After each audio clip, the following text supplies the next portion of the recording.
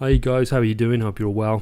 This is the Audi RS5 Coupe, and this is for a race in Dubai, and it's a Hattan way. And I'll be totally honest with you, I tried racing this track with several different cars and could not get the win. And I've been doing okay so far with the game. I'm progressing quite well. I'm towards the end of, I think, season 2, and I felt I was doing fine. But every now and again, as you know, if you've played Grid 2, you know that you can be playing, say for instance, on hard, and you won't have an issue with the race. You'll fly through, no problems, no issues or whatever. And then other races, you'll drop the difficulty down because you're just not getting the win or whatever it is, and you're playing it on medium, and it's still a pain in the ass. And you just kind of think, well, hold on a minute, it's on medium. What's going on? And I think that's a big issue for this game. The difficulty fluctuates from race to race, regardless of what the initial settings are when you first put it on. And I don't know, it doesn't seem to be consistent. But anyway, whatever. My main thing about this, main point I was going to try and make, I should say, was about the car. Just previously to this, or recently, I'd taken the car challenge to open up the Audi RS5, and on the particular track, the name of which escapes me right now, but on that particular track, which I believe was uphill, it was slow as all hell. It didn't do anything. It hadn't got any grunt. It didn't cope. There was no acceleration, and I just thought, well, great, yeah, I'll open this. Yeah, nice. Just quickly, just looking at one, that was a point where I thought, do I restart? And I thought, well, I'm still going, and I'm not too badly damaged, so I'll carry on. But anyway, going back to the car challenge, I was kind of like, well, this car's, it's going to be useless. I mean, it's a nice car in real life and everything, but this is just, it's an arcade racer, and I'm just going to pick the cars that are going to do the job for me. And I'll never use this car again. So anyway, I'm trying to get the win on this track, and I've tried the same car. I think so. Is it a Roadster that the guy in front was driving? But anyway, I've tried the Roadster.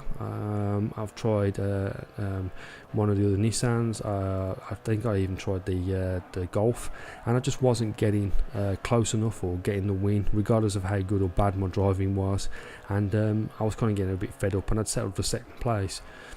And just as an off, I just thought, oh well, I'll try the Audi and just see how I get on. And as you'll see, I get on a lot better. And it really surprised me. It also made me change my opinion about not just the Audi, but if you've been playing Grid 2 for any time now, you've probably already kind of, I don't know, how should we say, gauge the cars that you like and the cars you don't, and you probably stick into the same 2 or 3, particularly at the early stages in the game, like the Golf, the Nissan, the Nismo, and probably even if you go right back down to tier 1, you'd like the Alpha, but you're probably picking 2 or 3 cars all the time, and I was kind of getting bored with it. It was becoming stale, so I was trying out different cars, but just not getting the results. But what this has done, by trying the Audi after I initially dismissed it, is it's made me kind of want to go back and reevaluate my choices for other races, and especially when I'm playing on it hard. And I can't remember whether this was on hard or medium, because I did drop the difficulty down and then back up again a couple of times just to try a few different things. But as I said, it kind of made me reevaluate the different cars that I got, and give them another chance before I just completely dismissed them, and also keeping things fresh so the game didn't get boring, because a lot of the tracks or pieces of the tracks are reused an awful lot, and it's very easy to become dismissive about the races. And I know this isn't Forza, this is just an arcade racing game. It's supposed to be fun and entertaining and whatever else. But if you've watched any of my other videos, or my WRC3 videos, or my MotoGP videos, you'll know that I normally play with full or heavy damage, and I don't use the flashbacks, and that kind of gives the race a little bit more of an edge, a little bit more excitement, because if I have too many crunchies, too many bashes, if I hit the drivers too often, which I try not to do, I try and race clean, then my car's wrecked, or it'll start to pull to one side, or lose power or whatever, and that's why I try and race clean, and I don't use a rewatch function, so it kind of gives it that little bit more edge, because I'm not playing it on the hard difficulty for most of the races, only some of them, and I just want to kind of give it that edge, I suppose, and I hope that comes across in the videos. As you'll see when I actually finish this race, you'll see that I actually totaled my car because I hit the side. I hit the side just after the finish line,